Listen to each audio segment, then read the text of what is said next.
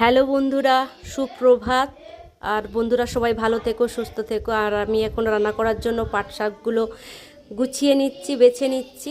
আর খুব প্রিয় মানুষের কথা মনে পড়ছে, আর খুব বলতে ইচ্ছে করছে এই পরিবেশে, এমন একটা মানুষ হোক যার কোনো বিকল্প নেই।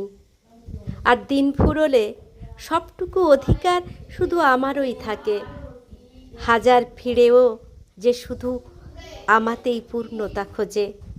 আর দিন শেষে আমার বুকেই শান্তির নীড় বাঁধে।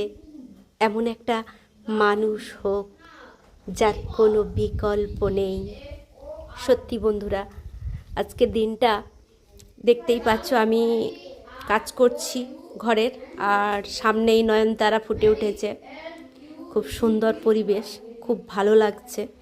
তো প্রিয় মানুষ তো অনেক দূরে আছে, তো সেই প্রিয় মানুষের কথা মনে করে কবিতাটা তোমাদের, আমার মনের কথা তোমাদের শোনালাম। সবাই ভালো থেকো, সুস্থ থেকো।